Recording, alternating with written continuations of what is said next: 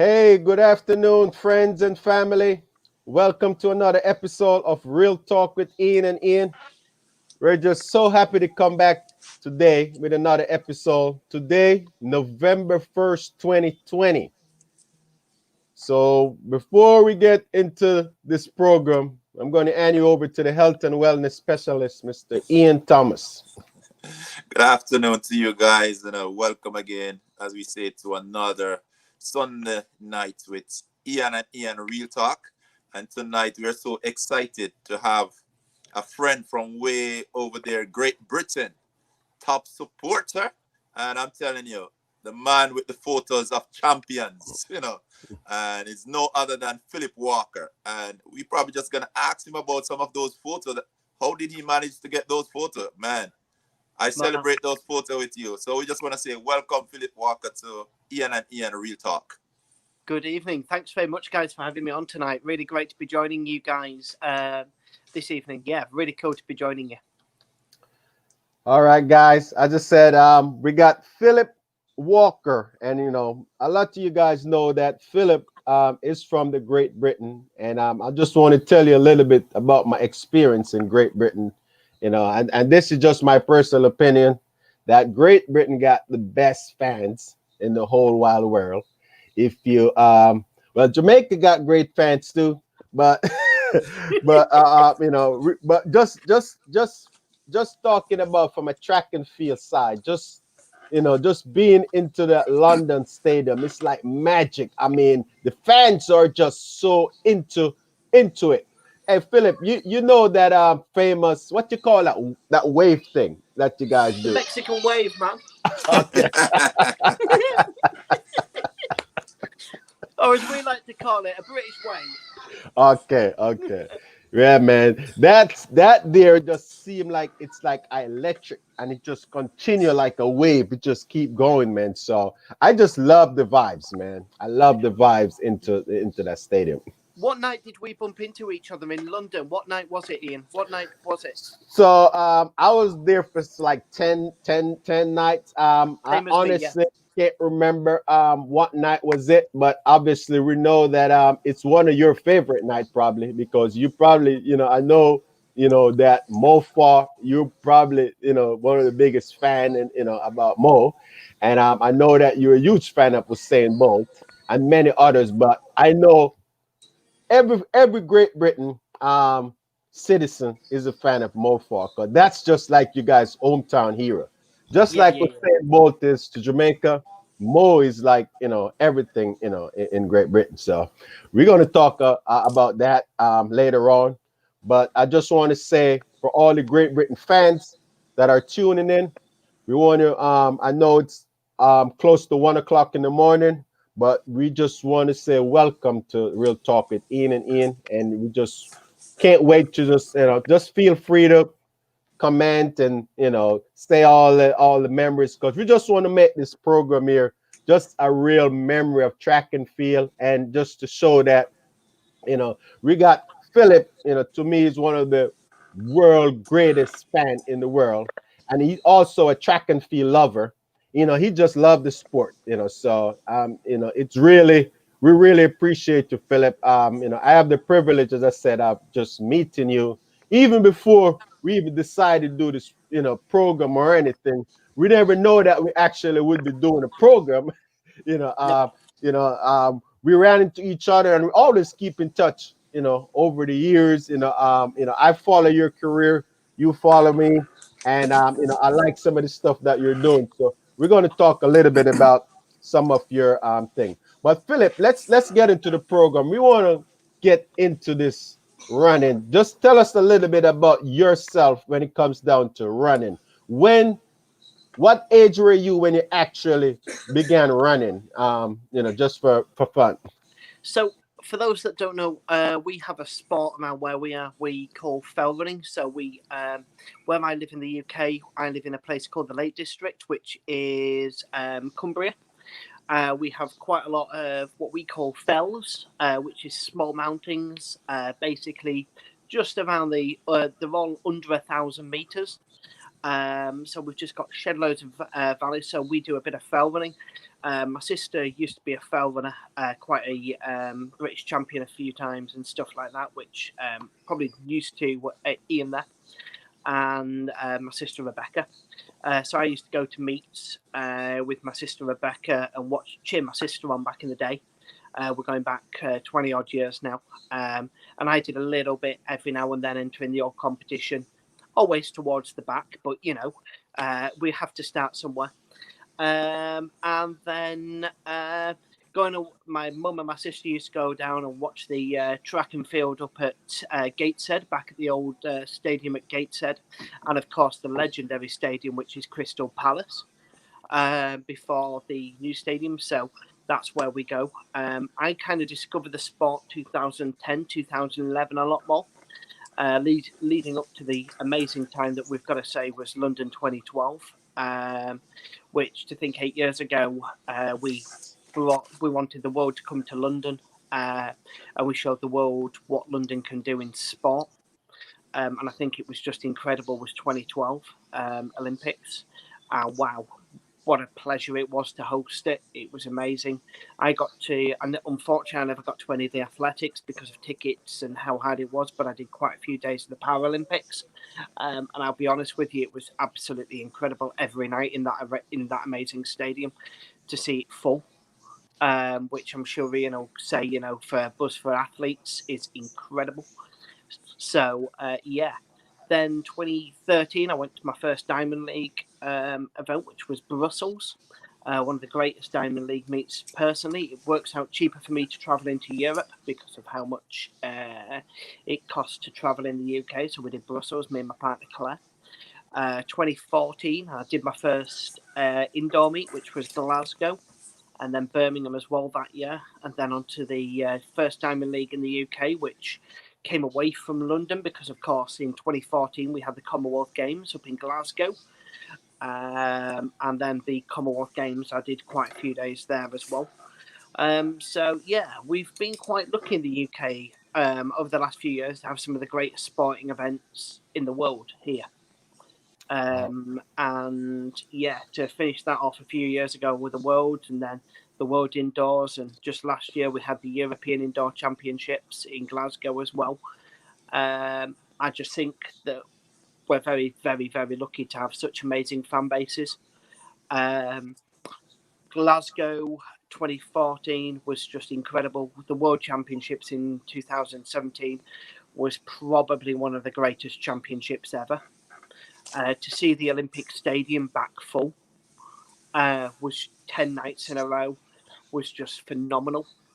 I spent every night there, and I'll be honest, one of those nights I have never felt an atmosphere. Two of those nights even, I have never ever felt an atmosphere like it.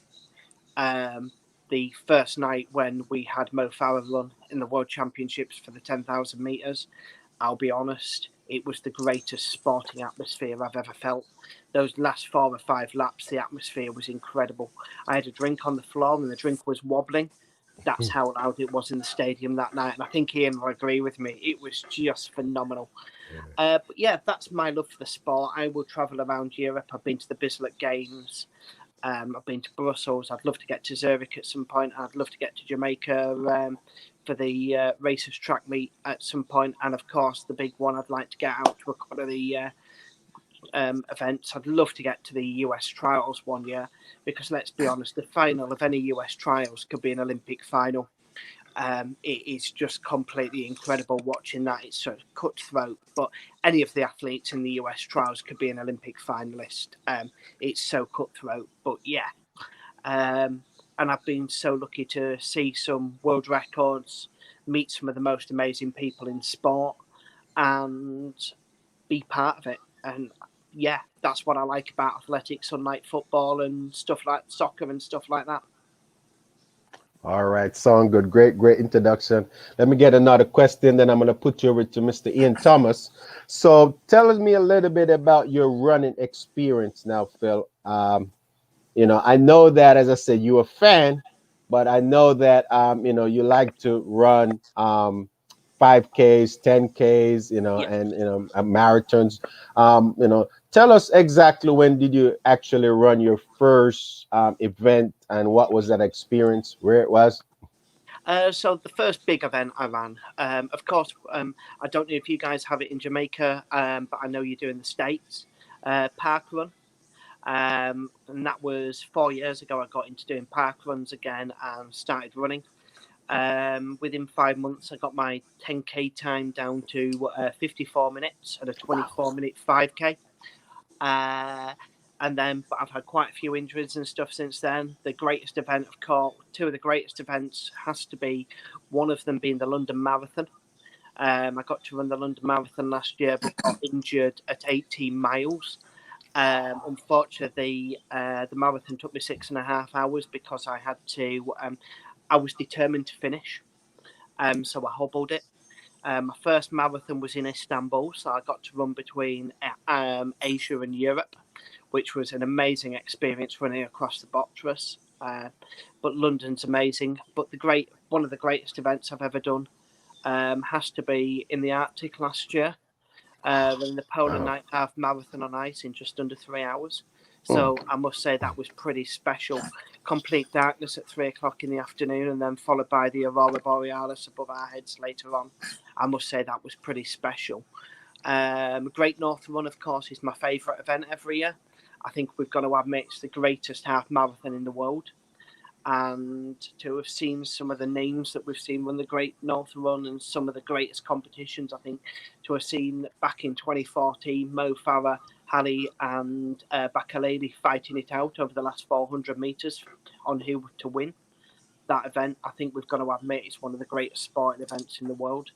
But I think Ian's got a video there of me running with a certain legend. In 4 years ago, I got the opportunity. I won a competition, and I got to. I think it was probably right at the beginning of me starting to run, and I got to run around the track in Birmingham, at what will be the Commonwealth Games track. In 2 years' time, I got to run a mile with the legend that is Mo Farah. Okay, excellent. So before we get to the Mo Fort, we're going to go right into it. Over to you, Ian. Yes, so Philip, I just want to say welcome again, man. Welcome to the fans of Great Britain. This is the first interview with someone out of Great Britain. So Philip, we just want to say, man, we're pleased to have you tonight. And I know you have your fans there who is watching along with you. Yeah. We also want to just welcome the fans here in the USA, in Jamaica, and around the world. But Philip, I don't want to get too far before we get deep into the meat of the matter, which is athletics. I see the passion for athletics, man. I can feel it. I see the energy. But, when it comes on to England, Great Britain, basically, we know soccer is a big sports there, So we don't want to leave out the soccer fan tonight. So could you just tell us what soccer also means to Great Britain before we get way into the track and field? Oh, soccer means a lot to Great Britain, especially the big clubs that I support, like the mighty Carlisle United. Who were in the I was going to ask you that, man. Who were in the third division. But football's huge. We do have quite a few big problems because to hold the big events, ticket prices have to be quite high. We found this in Glasgow in 2014, that the tickets prices for the Diamond League were more than it was to go and watch a Scottish football game. So, of course, we have that, especially with athletics and where football is. There we go. I think he's just put a picture of me up at Wembley. Yeah. That was a day when the mighty Carlisle won at Wembley, so I'm happy with that one. Yeah. But yeah, soccer's massive in the UK. When you see all these stadiums getting transferred, the Gateshead International Stadium is owned by the local council. I don't know. Did you get the chance to run at Gateshead, Ian? No, I don't think I've been to Gateshead, but I've been there as an athlete representative, just to be able to check, a few, the tournament out. So that was good. Yeah, so it's a great stadium. We had the European team championships there a few years ago, but like the local Gateshead team, they play there. That's a non-league team. Of course, they're overshadowed by the greats of Newcastle United. Of course, the Olympic Stadium in London, that's now of course, the home of West Ham United. So that's what tends to happen with these stadiums, but we've got to admit that as much as we want them to be athletic stadiums, they're only going to be athletic stadiums for 2 or 3 times a year. So we've got to let the big boys use them. All right. All right. So, there we have it, man, because I know soccer, we all love it, man, it's a fun sport, and we just welcome all the soccer fans also to this broadcast. All right. Now, Philip, I know the London Olympics, that was a big thing for you guys. Could you discuss with us what it meant for London on a whole, and also, the fans? Because I know you're a fan for life. You're a die-hearted fan. It seems like you meet all the great champions around the world. So what did that mean for Great Britain on a whole, having that Olympics there? What it meant to us was it gave us so much pride to hold an Olympics, to have the whole world. It was such a special year as well. The build up to the Olympics with the torch relay was just incredible. The whole country got behind it. It helped that the weather was good for about 4 weeks. We had great weather in the UK, so we had the Olympic torch tour in the UK for 3 weeks before, and that was just incredible to see that come through so many towns, so many villages throughout the UK.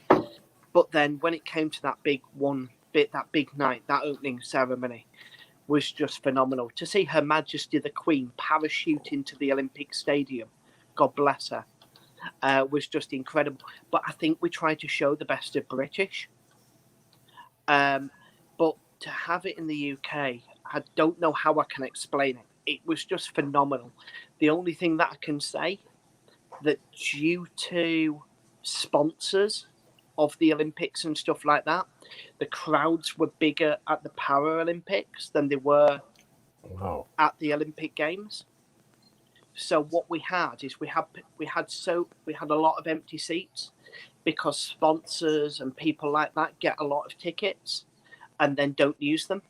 So we saw this again back in Sochi in the Winter Olympics. We saw it in the last Olympics in Rio. That fans couldn't get hold of tickets that wanted to go there. So they all went to the Paralympics. Instead, we have more people attend the Paralympics in the UK than any other Paralympics ever. Because basically all the big sponsors, Coca-Cola, McDonald's, all these kind of groups, all of the different countries get tickets. And then if they don't sell them, they're left. We had people wanting and queuing for tickets to try to get into stuff, and there was half-empty stadiums, like IOC commissioners who hadn't got rid of their tickets, and we were calling for them back. Seb Coe was calling for them back, going, let us fill these stadiums, because as far as we know, those tickets have gone. They've been sold.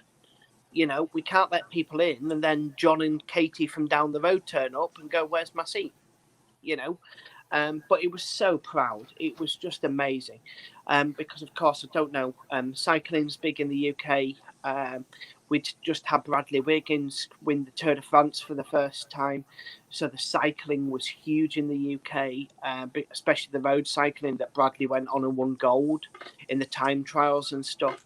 But track and field was just incredible to see Usain in the stadium, to see those Mo Farahs, that Super Saturday when Mo Farah won, Jessica Ennis-Hill won, and of course Greg Rutherford in the long jump. What a night that was to be British, and just see so many medals coming to British people. The triathlon, we had the Brownlee brothers. It was just weeks of being utterly proud of our country and being amazed to be there. Thank you, man. Back to you, Ian. All right. So, man, I'm trying to figure out where we're going to start, but I think we're going to back up to this this video that that you started, to share with the viewers and with us. So, before I share this video, just want you to tell us a little bit about how did you got this opportunity to run alongside Mo Farah as a fan? So British athletics, Mo was over for the indoors in Glasgow, which was the Saturday. And of course, they wanted to launch tickets for the Diamond League on the Sunday, for the Diamond League in Birmingham that year. So what they did is they did a competition. Did British athletics tell us why you should be running with Mo Farah? So they gave 15, 16 of us the opportunity to go and run a few miles with a mile or so with Mo around an athletics track. So I put, I go here, there, and everywhere as I do. And I got a message on Facebook saying that I was going running with Mo Farah. Oh man. Yeah. To bring us back to that moment, Philip. So you're home chilling. Tell us what you were doing exactly that day. When you just checked your instant message and you'll be like, "This is a message from the UK Athletics. You have been selected." How did it go? I didn't know what to say at first. So me and my partner had just had our baby boy 2 weeks earlier. Congrats. And we're sat at home, and my partner had just told me, "Come on, go and," she just said you can go to the indoors at Glasgow that weekend. It's been amazing. Get yourself there. You go and enjoy it. And I'm like, oh shit. Okay. How do I now explain to her that the following day I want to travel 3 hours to Birmingham because I'm going to go and run with Mo Farah the day after I've just been at the athletics? So long-suffering Claire, bless her, as she is nicknamed, I kind of walked through to the living room and went, "So I've kind of got this message, Claire," and she's like, "Okay." And she's like, "What's the message?" "Well, when I'm at the athletics on Saturday," and she's like, "Yeah. Well, I've kind of just won the chance to go running with Mo Farah at Birmingham the following day." Okay, right. And I kind of like it if you come with us. But I need to, of course, now find someone who'll drive us. So my mate Jonesy stepped up and went, "Yeah, I'll drive you to go running with Mo Farah." So yeah, it was a strange one because, of course, we had a 2/3 week-year-old baby, and I was going to the athletics one day, but wasn't expecting to go running with Mo Farah the day after. Man, so Philip, I'm going to show this video, and I want you to tell me when you get back home after we show this video, how when you see your friends, what did they have to say about? Man, I'm pretty sure you probably was on Sky TV or BBC Sports or one of those. All right, we got to show this here. Right now. Yeah, I'm running with Mo. So yeah, this is hard. I'm pretty tired, but I've got a lot of sleep. I'm in bed about 8:30. Oh man, you're running alongside Mo, one of the greatest runner in the millennium in Great Britain. You're talking about. I have a lot of fans. I'm not gonna know how to start because, as I said, I'm a huge Liverpool fan in soccer. I used to follow. Got to be. Oh yeah, you need to thank Carlisle United for you winning the Premier League because we drew in the Carling Cup. Yeah, we drew in the Carling Cup and got rid of Brendan Rodgers for you on penalties. Well, look, I know that I'm gonna have to be.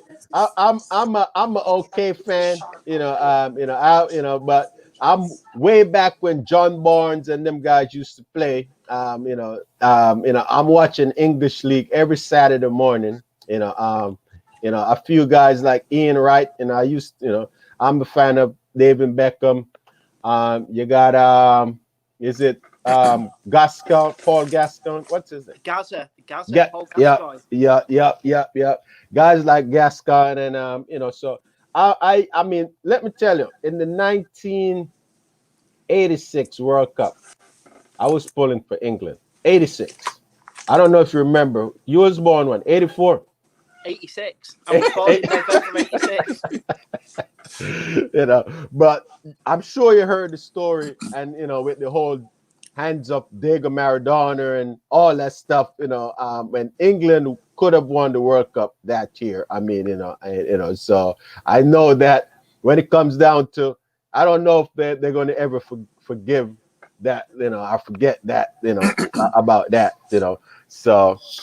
We definitely for cricket, man. It's just I really even start talking about cricket, as yet. And you got the cricketer over there, so I'm not even going to say it. I just want to make sure that we don't forget about the cricket. Oh no! Don't worry, we're never going to forget about the cricket, man. Especially when we're playing the Aussies. All right. So back to the MOFA. Just tell us what that means to you, able to have a picture like this that you're going to be able to show your son one day. He probably already seen it, but when he get older, he's going to be like, that was my dad beating MOFA. I was just going to say, you've got to remember that. I was ahead of Mo Farah. And there's not many people can say that. Yeah, so we want to give a shout. There's only Kipchoge who can really say that they've been ahead of Mo Farah. No, not many. I mean, we have it on the record right here. So, so look, man, great job. But we want to give a shout out to Mo. What he have done for track and field. He has done a lot. He's a true champion. And he continued to inspire and continue to run, and I'm just so happy that we went through an era in track and field from Usain Bolt all up to Mo Farah that he was excited. There's some great legend that came across. So back to the question, so when you get back, and this thing get on TV and everybody's seeing it, I know that you're like at the celebrity status now. So just tell us a little bit about what that make you feel as a person, knowing that look, there's certain people that I always treasure. When I ran in the Olympics, I have several. I still have pictures of a lot of my favorites. I have pictures with Venus and Serena Williams. Wow. That really mean a lot to me. That's something that I'm always going to cherish. And that was even to knowing that they're still on top to this day. So, so just tell me about what this would mean to you for the rest of your life. It was a surreal moment, to run with one of the world's most incredible athletes, a world champion, indoor world record holder. It was amazing to run with Mo Farah, as I described it to the local press at the time. For me, running with Mo Farah is like an English footballer scoring a penalty at Wembley. That is how it was. That's how it is, It was a surreal moment. It was a kind of pinch yourself moment. Never ever again would I get that opportunity. Never ever again. And to have said that I've run with somebody like Mo is so special, because what that man has done for our sport and what he's done for British athletics, and it's just incredible. The man is a legend. He will always be a legend. And to run with somebody like that, it's just phenomenal. It was a special moment. All right, man. And I said, congratulations. You honestly deserve it. I still believe that there's some more running for you to do. I do. Yeah, I still believe that there's a lot more running and a lot more things that you're gonna be doing, because the type of fan that you are and the type of passion that you have for athletics, I believe, I'm saying it right now, that big things are gonna come for you, Philip. So just keep keep staying healthy, keep doing what you're doing, because as I said, we know that you're one of the 1 in a million fan. So just my next question to you would be, if you could remember if you can, who you think was your first track fan that you actually was able to meet and take a picture with, if you can remember? It was the legend that is double Olympic and triple world champion, the incredible Christian Taylor, probably the nicest guy in athletics. Okay. All right. Christian Taylor. Okay, man. That's just awesome to know, because I know that what year, you remember what year was that and when? That was 2014. That was at Glasgow, and it was between him and the legend Kim Collins as well. We've got to remember what a legend Kim Collins has been. To have just and so finished his career last year, 2 years ago, and seen the times that he was still putting out in indoor meets and on the track at 40 years old, we've got to remember what a legend Kim Collins actually was for track and field. Yeah. I got to see him everywhere. I'll never forget standing outside waiting at an athlete's entrance in Birmingham to get a high five off Aris Merritt, and Kim jumping on my back to say hello. But you know what I mean? It's to meet people like Kim, to see what Kim has done over the years was just incredible. But nicest guy in athletics has to be Christian Taylor, and one of the first guys I ever met. And I've got a couple of signed tops, and somewhere in here I've got a few signed race bibs as well, signed jump bibs off Christian as well. All right. Are you able to put your hand on the one for Christian Taylor right now? I'm just trying to find one as we speak. Okay. You know, we would love to feature him first. I But tell you what, I have just found. Okay. JD. Johnny Dutch. Yeah, Johnny Dutch, man. That's one of my favorite hurdler, of all time. I personally believe Johnny Dutch have everything that it takes, to win a medal. All right, that's Christian Taylor, and it actually has the date on there. I think that says August 04. Yeah. Yeah. And I tell you what I did find just then was for when Wade Van Neerijk ran the 300 in Birmingham that year. Yeah. 30.63 in the 300. I'm just seeing what else I've got here. Yeah. Usain race food from 2015. Oh. And I mean, that right there, you got to keep that in a safe, Philip. Oh, I know, man. But yeah, just hold on. Mihai Donison and just hold on. Okay. There we go. There's another Christian Taylor for you. Okay. Yep. That's so. Oh man. So I'm just really admiring how, I mean, you got those things like, just like real precious and put away, and really, and see, like, so we're going to talk a little bit about it, because I believe that you pretty much could have a little museum to display some of these things here, in the future at some point. I believe that these things are very, very valuable. So, all right, we're going to move on now. So, Christian Taylor, we want to give a shout out to Christian Taylor and Kim Collins. I'm pretty sure that they will remember your face, because they have done many autographs for you, and see you as the fan, each year. Just talk about that. All right, so we're going to move on a little bit down, to we did talk about the London 2012 Olympics. So my question regarding the London 2012 Olympics, and now it's I know that there still be an anniversary games. Have you able to have you get a chance to go back to the stadium since the Olympics? What's the experience? I want to know, just from what from a different perspective, what's the experience around that stadium and the development and the housing? What is it looking like right now? It's an amazing park. Okay. They've turned it into a great park. So you start at one side where the stadium is, and you've got the velodrome over the far side. They do some half marathons there.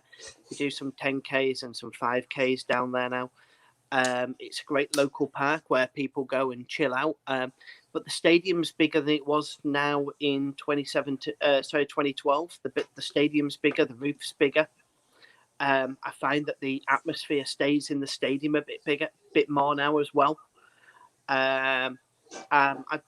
First time back there was in 2013. I went to the anniversary games. Been back there 2015, 2016, 2017, and 2018. Okay. Yeah, it's an amazing place. They've got a new warm-up track now as well, right next door to the stadium. And stuff, and I just think it's an amazing place. It's the history of the place already, just even though it's only 8 years old. Yeah.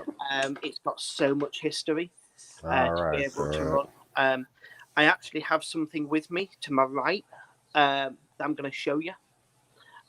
It's actually part of that stadium from 2012. All right. So I'm going to show you that now. So, there we go. 2012 track.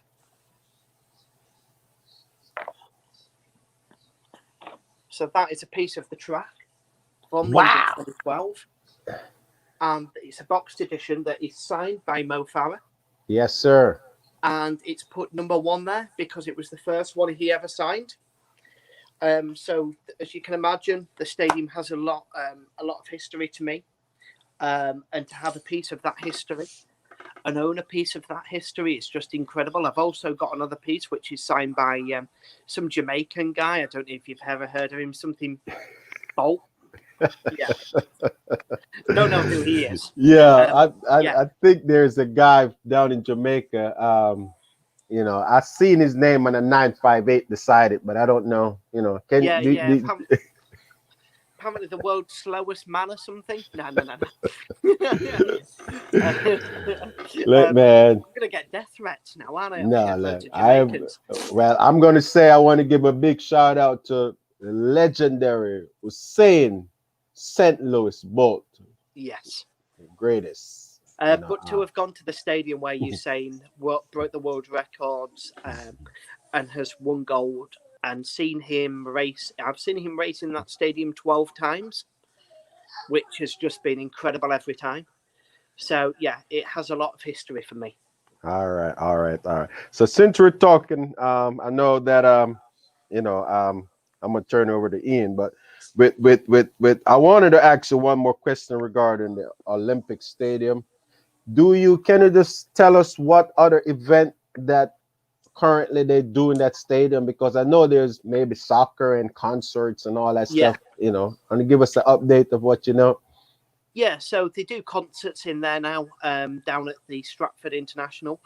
West Ham Football Club use it as their home games. Okay. They have the anniversary games there every year. Of course, in 2017, we had the World Athletics Championships in that stadium. And British Athletics have the rights to use the stadium for 2 weeks a year. So they often have a half marathon there and stuff once a year. But yeah, that's what it's mainly been used as at the moment. It's a soccer stadium for West Ham United. All right. Awesome. All right. Over to you, Ian. All right, Mr. Walker. Here we go. Question for you. I didn't want this to get too far because, as we discussing a lot of athletics here, but we can't go without talking about cricket. And cricket, the English team, man, they would have won the 2019 World Cup. Super over. Not very often you're going to find that in a cricket World Cup. That simply means you had a tie and you had to go to a final over. That was like another huge thing for the Englishmen. Could you tell us about that World Cup? Yeah, man. I actually applied for tickets to go to the final, and we couldn't get hold of tickets. So that day, I was actually supposed to be watching the golf in Scotland, I had an invite to go to the golf, to the Scottish Open, and for those my job, I own a public house, a bar, and so when England got to the final, unfortunately, I decided not to go to the golf because I wanted to be at the pub because we're going to show the game. Wow. Over the afternoon, the pub went from being 15, 16 people watching the cricket to just before the Super Over started, we had about 120 people in just watching the cricket. And then that Super Over was just incredible. And last year at the Great North Run, one of the England team started the Great North Run. And of course, he brought the World Cup trophy with him. So everybody who started the Great North Run got to quickly have a little pat on the trophy as you ran past the start. So that was quite special to start the Great North Run last year. But yeah, that was just fantastic. We all love cricket over here. We have a secret little passion for a small country, beating a small country just in the southern hemisphere. They're quite fond of using a little bit of sandpaper on their cricket balls. The Australian team, you know, we all always like beating the convicts. Aussie. But that's always a game that, you know, everybody's watching that across the world, even though they may not be from England, UK, and British or Australia. But once it's Australia and England taking the field, everybody is tuned in for that because it's gonna be excitement. We all know that. That's a game to watch. Yeah. So a quick question for you before we hand you back quickly to Ian, because I know you and Ian share a lot when it comes to athletics. But as a youngster coming up, have you ever hold a cricket bat or a ball? How about that? Do you have any passion for cricket otherwise? Yeah. I've held a cricket bat and I've tried to throw a ball. I'm better at hitting the cricket ball than I am throwing a cricket ball. We'll put it that way. The throwing's got a lot to be delivered, a lot of delivery to improve. But hitting it for six, I can get hold of a cricket ball and knock it there. All right. Well, okay, good.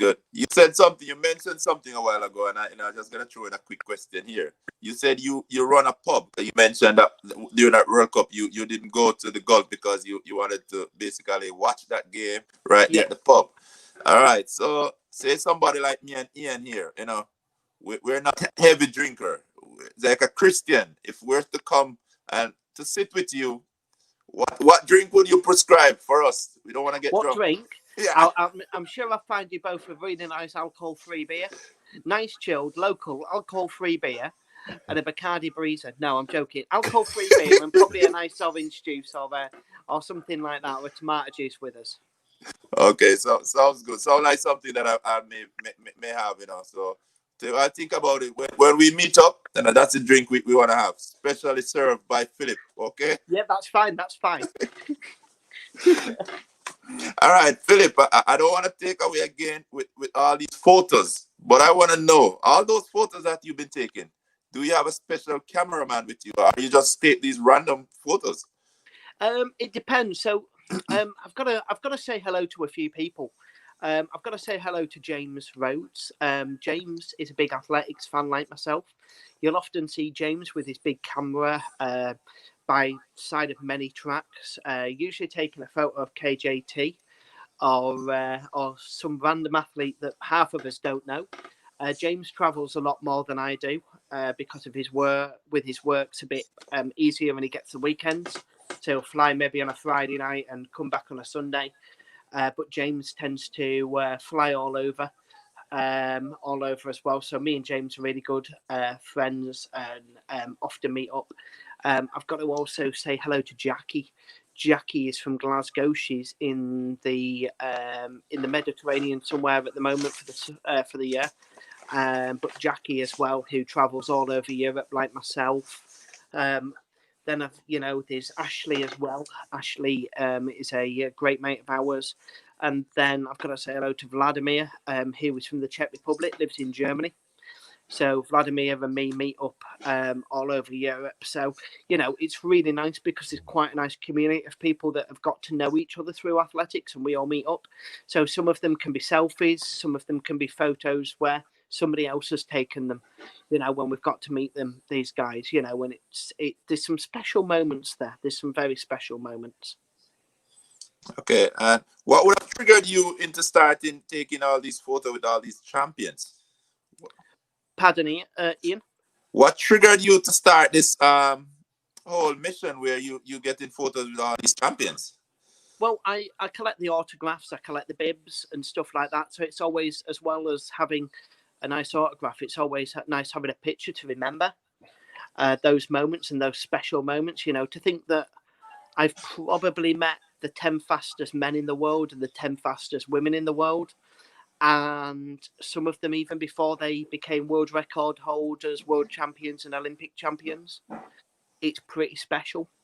You know, to have met people, your Christian Taylors, your Dawn Harper-Nelsons, your Sally Pearsons, your Asafa Powells, your Yohan Blakes, people like that. You know, it's pretty special, you know. But then not just to have met them, you know, to have met some of the legends like Javier Sotomayor. Who else have we met? There's so many. Alan Johnson. Alan Johnson was somebody I've always wanted to meet. Atto Bolden and people like that. It's so special. Michael Johnson. To get to stand and have a chat with Michael Johnson about athletics is one of the greatest moments ever. You know, to stand and chat with Atto Bolden, Darren Campbell, Mo, all these people and talk about our passion is just incredible, and you've got to have a memory about that. Okay, back to you, Ian. Thank you very much. Yep. Awesome. All right, Philip. So so I want to move into a little bit just to talk about your experience just from a fan. Just want to look at it from a fan. Just try to recall what's the best. I want you to give me two because it's just so much. But you know, what's the most memorable? What's the best race you ever watched from from in the sprints? In the sprints, I think in the sprints, the best race I've ever watched. This is tough. Because the best race I ever watched was kind of a sprint. It was a 4x100 meter relay in 2017, which was when GB won gold at the World Championships in 2017. But then I think Brussels as well in 2014, which was one of the first sprints I ever got to watch properly. Was really good in 2014 to get to watch Usain and Gatlin and Kim Collins and CJ Ujar fight up against each other down in Brussels was pretty cool. So yeah, but one of the greatest nights. Sorry, that was 2013.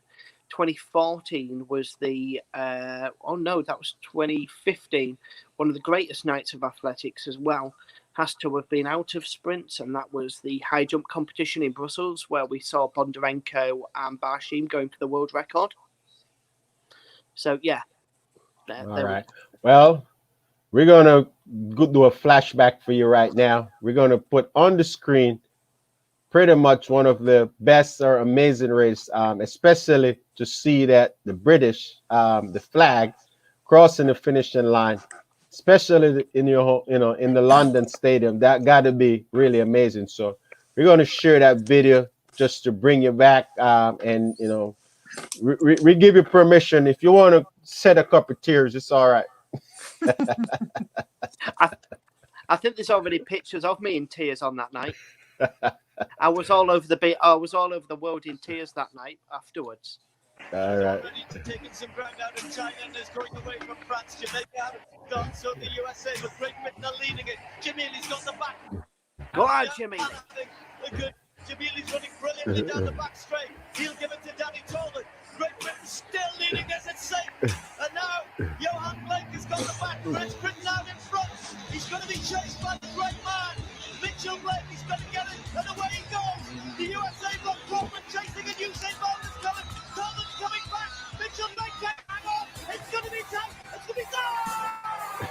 new British record.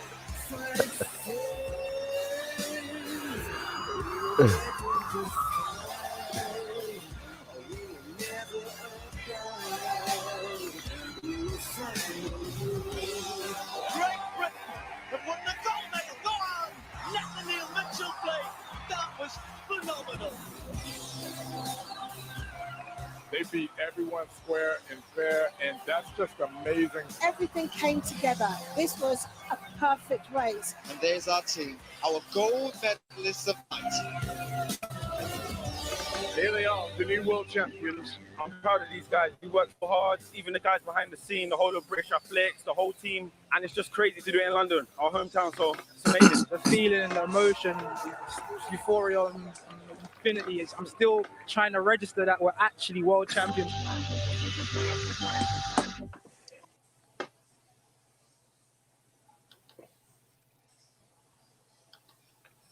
All right, man. I can just imagine that you was actually in the stadium at the finishing line and in tears and on the, you know, and in tears after that race. Philip, just tell us back to the best that you can. I know it's a sweet victory, but just tell us what that means to you, to knowing that you was at the finishing line and Great Britain beat all those other countries, Jamaica, US, and being a world champion. Though. It was an amazing victory, but we've got to say it was no way to see Usain Bolt go. Right. That's what hurt. It hurt. Usain's dad was sat 2 rows in front of us on that night, and it was upsetting to see Usain finish that way. It was so sad to see him come third earlier on in that week in the 100 meters. But I've got to say, I'm sorry, guys, to see Usain not complete that race was tragic. And that's as a Brit, but for us, it was an amazing night to see us win against the Americans, especially because we all like to beat the Americans. But yeah, it was an amazing night. From moment one, I remember watching that first pattern change and seeing us Justin so ahead, and then getting the second change, and then getting the third change, and hoping we don't drop the baton, which we saw for so many years in the 90s, was GB dropping the baton. And then to bring it home, I was on the top of my chair. We knew we got it where we were. We knew we got it. But we, of course, you wait for the confirmation. And that confirmation came in, the whole stadium just erupted. You had 80,000 people, 75 to 80,000 people cheering and shouting. I was immediately right down towards the front. And I'll never forget that night. So what you don't see on there is a video that you can see on Twitter, I believe. There's some photos on Getty Images. CJ Ujar comes over to us and gives us a hug. And all you can see is me in bits. I think it's on Facebook, it's probably on Instagram, and it's on Twitter. I burst into tears. I've done overnighters coming back to the UK and seen CJ overnight and stuff like that between on the flights and stuff, and came over and just gave us a massive hug. That's out there. But yeah, the BBC saw me in tears with Nathan Mitchell Blake, and that went out around the world. But yeah, it was the words, it was the bit that the team on the victory parade made sure they came over to see us, because I travel and they see us everywhere, and came over. CJ came over and said, that's for fans like you who travel everywhere. Then Adam came over and just dived on us, and so did Nathan Mitchell Blake. And what a night. It was just incredible. It was just an amazing night of sport. And there was one medal I wanted to see us win, and that was it. All week. Awesome. But as I said, I want to just say, congratulations to the Great Britain team. Congratulations for for you, and we just like everybody else, it was unfortunately sad for Usain Bolt to actually not able to finish his last race, and so he'd had a tough year. He'd probably lost 12 weeks of training. I think we can all admit Usain lost 12 weeks of training that year, which is what a lot of people forget, especially when you see it we see some of the track and field pages that are Jamaican dominated going on, oh, did Usain do 1 year too long? And, oh, why do you think he did so badly in London? One reason, he wasn't fit. He wasn't ready to be there. He'd had a really, really bad year with the loss of one of our athletes, Jermaine, GB athlete Jermaine. And he'd never recovered from that year. He didn't train he wasn't training the way he wanted to train because he was mourning a friend. Yeah. And I think that's what needs to always be remembered. And people very, very forget very, very quickly that he wasn't fit for that season. Yeah. And it was a horrible way to see Usain finish his career. Yeah. Well, I'm getting a little emotional. I want to give my former teammate guy Jermaine, and he's Jermaine, as you know, is competed for Great Britain. Was Jamaican parent, but he have switched his nationality over to Great Britain. And I know recently he was upgraded to I believe bronze medalist. Bronze medal, yes. For the Olympics, Beijing. So he's an Olympic medalist, and so we want to give a shout out to Jermaine, and as I said, we want to give a big respect to Usain Bolt on that. So let's talk about Usain Bolt a little bit. Just tell us back about London. How was that? And how was Usain Bolt being seen or being recognized, or all his popularity was in London after the London 2012? Because I know Usain really loves to run in the UK. I mean, that's kind of I'm just gonna guess that that's kind of a second home for him when he's in Europe, because he pretty much will stay in the UK as a base, to go and compete, and he get to get a little island food when he's over there, because of the diverse culture of the UK, So how popular did he get after London 2012? Usain's huge. Usain is absolutely huge in the UK. You can just mention anybody, who do you know in athletics, and they will immediately name one of two athletes: Usain Bolt or Mo Farah. Yeah. Usain's huge. He's Ricky Sims, his agent, is of course based over here. Usain's in London quite a lot of the time. Usain's massive. Usain is huge. We love Usain here. It was amazing on the third night of London in 2017. We know Usain came third in that World Championships. I'm hoping that might get upgraded yet to a silver. We don't know because of what happened this last week with Christian Coleman. We don't know what will happen yet. Will he be stripped of any of his titles or anything? I don't believe that has anything to do with his latest news. We don't know yet. More could come out yet. It often has done. I hope it doesn't. I think we've got to admit seeing what's happened has happened, and I think certain people need to accept that they need to be where they are when they say they're going to be there. It's not difficult. Sorry, we'll come back off that. But that night in the stadium fell silent when Justin Gatlin passed the finish line. Justin Gatlin is not liked in the UK by a lot of fans because of everything that's happened, because of 2 doping failures. He's not liked by a lot of the British fans. The stadium fell silent. Usain came in third, Christian Coleman in second, as we know. But then all of a sudden, the stadium lit up to the words Usain Bolt, Usain Bolt, Usain Bolt. He was third, but he was the winner. That's what I've got to say. He was the winner on the night because of the atmosphere and the crowd made Usain the winner that night, even though he was third.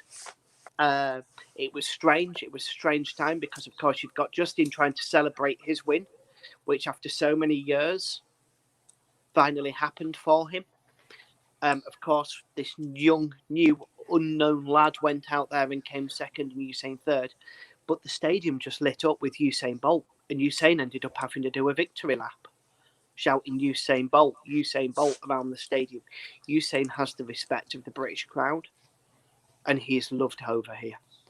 Well, definitely. I know that Justin Gatlin have actually salute Usain Bolt. He did, during, yeah. That was a big thing that Gatlin salute Usain, and as I said, that's big of Gatlin. I think that it was very big of Gatlin. Very big. I think it's big. Just to say, look, I'm humble. I mean, and I know that you're the legend. And as I said. And Gatlin, as I said, just gonna say, was the world champion. That was big for him to come back and win the world champion. It was massive. Yeah, it was massive. Respect to Justin for doing that, especially at his age in his sport. Yeah.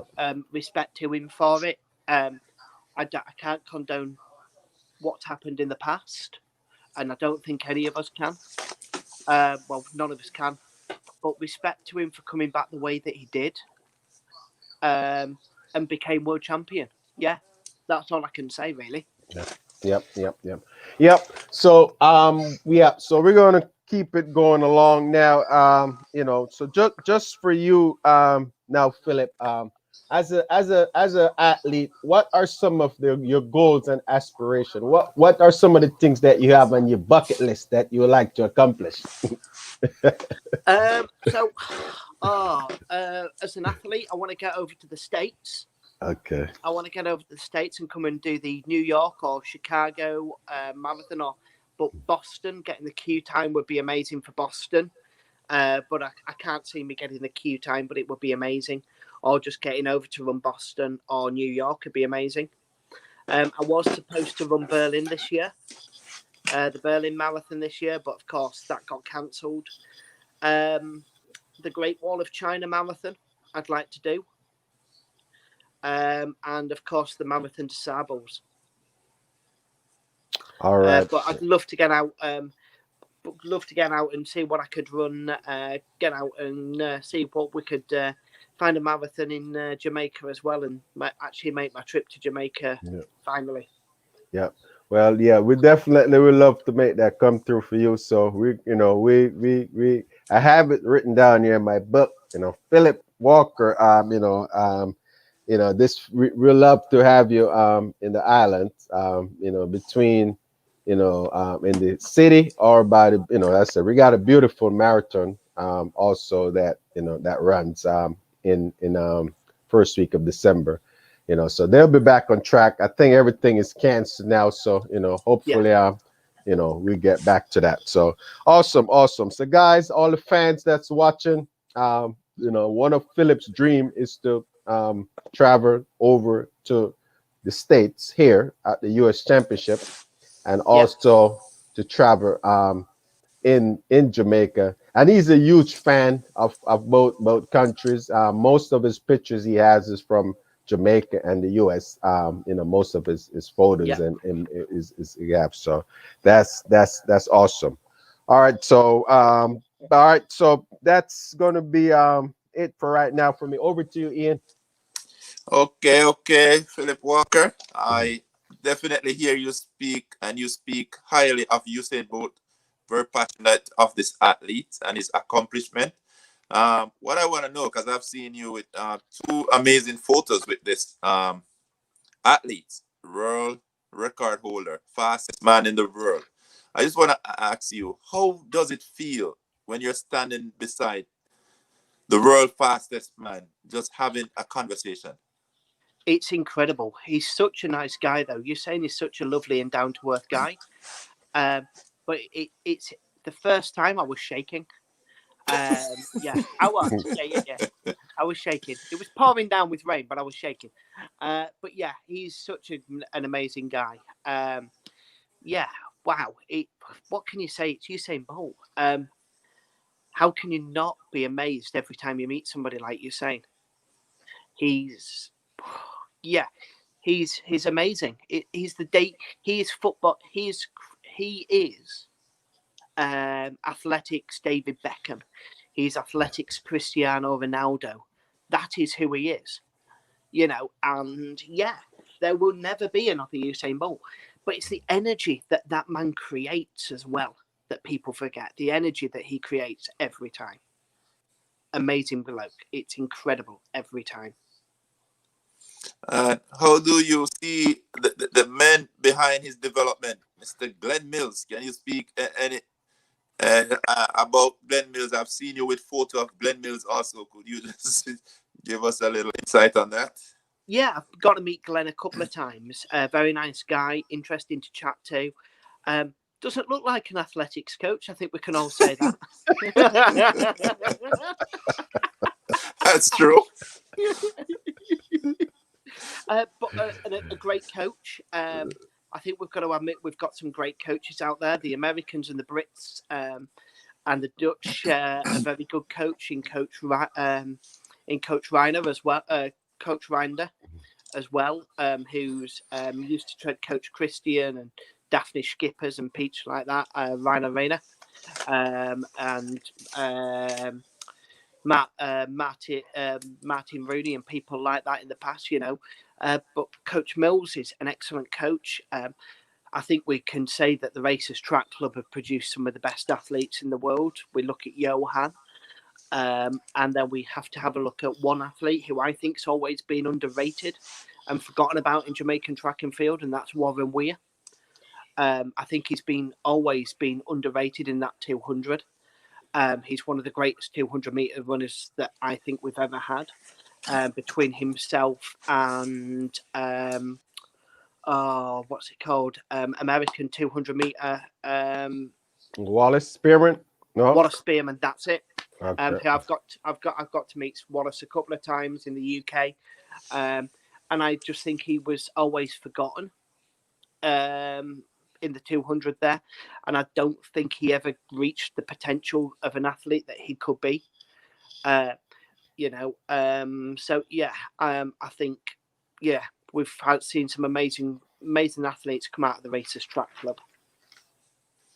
Okay, all right. So as you speak about the Racers Track Club, and you speak highly wanting to go to Jamaica. Next thing, I realize you spend a lot of time with Jamaicans because I see you with Shelly-an Frazer, Yohan Blake. I see you with Asafa Powell and Warren Weir, as you mentioned. All right, so you definitely have to be learning a few patois. Could you say a few lines?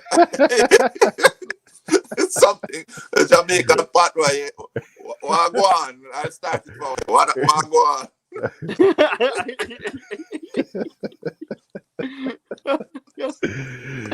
Oh man, the Pocket Rocket. She's loved over here. You've just mentioned the Pocket Rocket herself, Shelly-an. Shelly-an's loved by the British. She always turns up. She always does her best. She's just amazing. Is Shelly-an. Asafa Powell again, another great athlete who people forget. He's probably got the most sub 10-second 100 meters than anybody in the world ever, as Asafa, and he's forgotten about quite a bit by fans, I think, and especially on the world scene. But yeah, Jamaicans, the guys, and of course we've got the MVP guys as well, which we're not going to forget, and we're not going to forget those guys like Elaine Thompson and stuff like that, who are coming through and looking to take the crowns off people like Shelly-an now. But yeah, you guys, at this rate, you'll end up with some good sprinters for a bobsleigh team.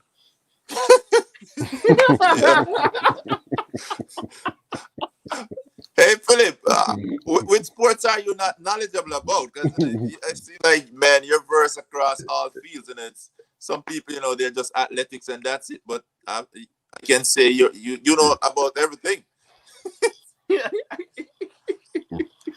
Man, the Brits are one of the best sports fan, man. I mean, when you're talking about just you know, we already knowing that when it comes down to sports, I mean, you know, if you want to be famous and you play for you play for a team, if it's soccer or football, and if you're talented, you're gonna get support. You're gonna get sponsors. You're gonna be the Brits, the pound is the pound is pretty strong.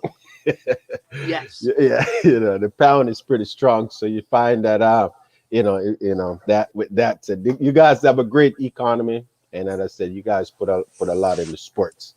Yeah. I just want to add that. Are you So continue, Ian. It's good, man. I just gotta ask a simple one here, Philip. What would you consider a perfect day for Philip? Because, man, it seems like every day is a perfect day. So tell us your perfect day. Do you know what the perfect day would be? To be able to go to a marathon and finally see Eliud Kipchoge race. Okay. Because I've not seen it yet. I've not seen Kipchoge in a marathon yet, and that would be a perfect day for me. But yeah, for me, going to a meet, getting to meet a few of the legends as well, as I'm sure you can see through the photos and stuff, the legends I've got to meet over the years and stuff. There's a few there that I want to tick off, a few legends of the sport yet that I'd like to meet. One of them has to be the legend that is Carl Lewis. Okay. Unfortunately, but me and him haven't got to meet yet. I was hoping to meet him in 2014 in London, and I couldn't get to the event, and he was in the UK, so that was a shame. And stuff like that. But it's I've got to meet Patrick Sang a couple of years ago at the London Marathon, but never Eliud yet. So hopefully at some point meet Eliud one weekend at the London Marathon or Berlin or somewhere like that, and then get to see him win that weekend would be a perfect weekend for me. Okay, great. All right. Next question. You have gotten very close to a lot of top athletes, champion athletes. But I know, we out there. And was there anyone that you wanted to, like, probably get an autograph, get close to, and you're probably this close, but then something happened and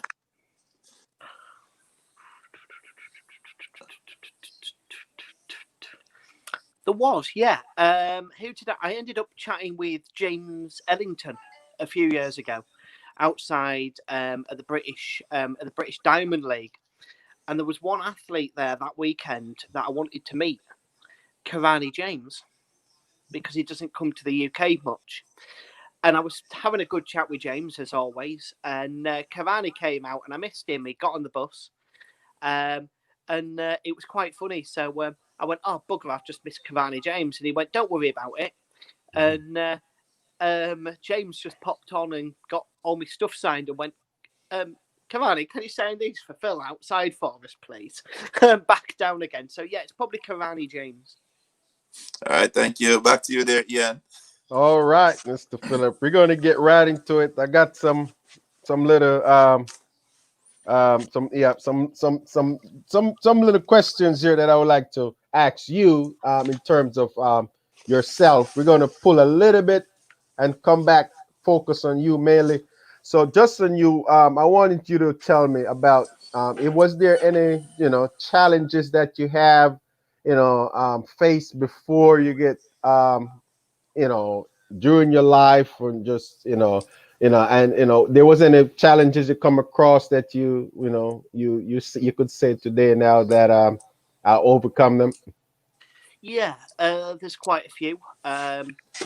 So one of them is mainly my size. I'm not exactly built to be a runner. So yeah, one of them's always been my weight. And I think I've done amazing to have done what I've done. In the last 3 months, I've lost 16 pounds by changing my diet and stuff. So hopefully that's going to help me massively with my running in the very future. But a lot of it is to our location in the UK as well. It's always been a challenge, and being dyslexic as well has always been a challenge to overcome. But yeah, I believe I've been quite lucky. I think I've been very, very lucky to have got to meet some of the greatest sportsmen in the world and sportswomen in the world, and overcome. Yeah, it's just been amazing to be able to do. Okay. All right. Awesome. So tell me a little bit about what you do on what's a typical day for you, when you're, away, just home. I know that you have got a son that, Yes. I know is a father, and, so just tell us what you do away from track in your regular life. Okay, so away from track. So I have I have my own business, which is a public house, a bar in the UK. We have won quite a few national and just won an international award as well. Quite a few big national awards in the pub. So of course, getting away from the pub is quite difficult, especially with a young family as well. Sometimes I'll be honest with you, I don't get to spend as much time with my son as I would like to. But lockdown, I think, was amazing because I got to spend a lot more time with my son than ever before. Okay.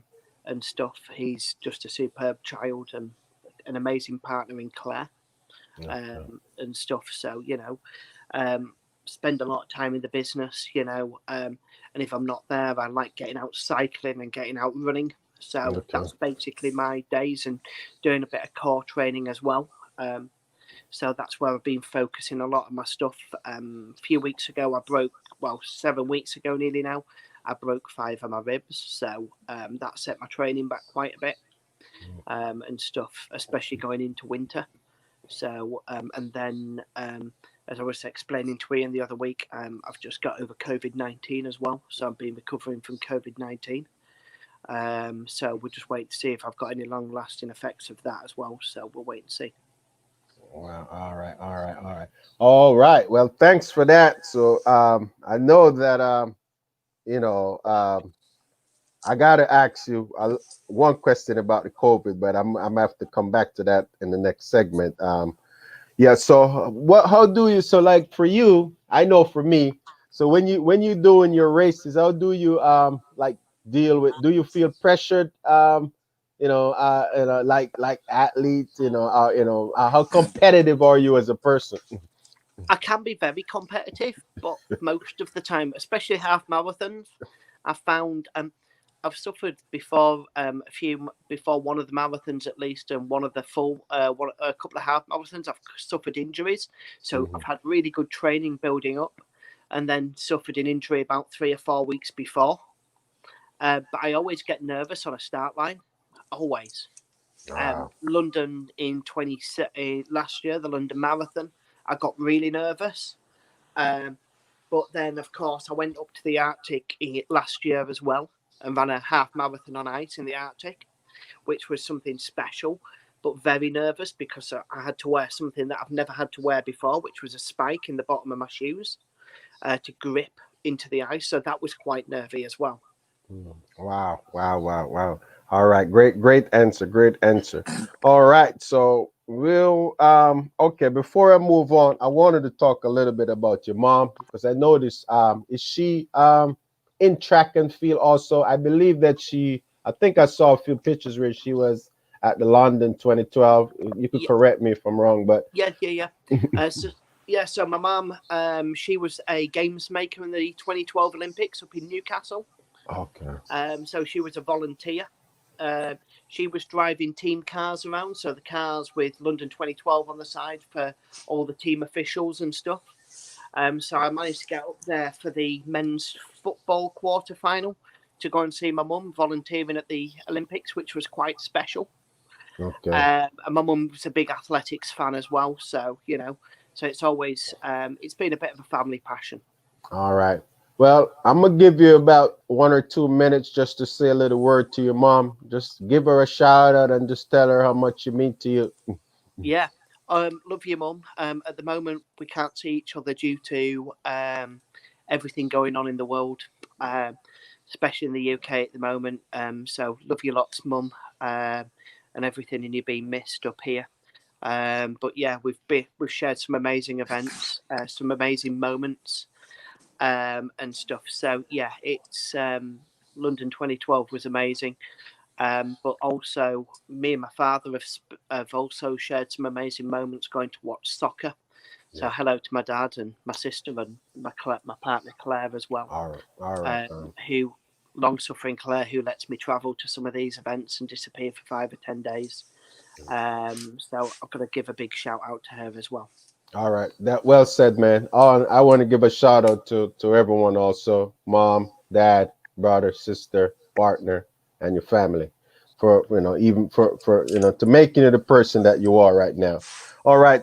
So before we move on, I'm going to come back a little bit to the track and field right now. I don't know if you remember the Gateshead world record by Asafa Powell. Can you tell us what was that like? Just back then, we just able to see a world record in the 100 meter in the UK. What was that like? It was special. It was amazing. Asafa Powell in the UK in Gateshead. What a day that was! It was an amazing race because, of course, he was up. Was he? I think Linford. He was up with Linford, Linford Christie that day, wasn't he? And various others. And I'm not sure. I think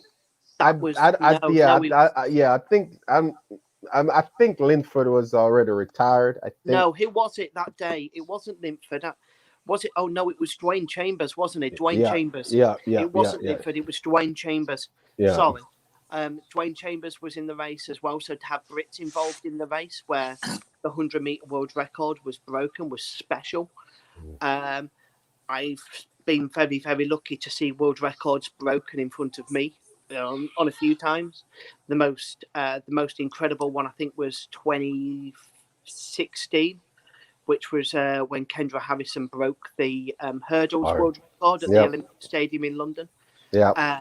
That was an amazing night to see that go in front of us, especially to think that I was in Brussels when Eris Merritt broke the men's world record as well.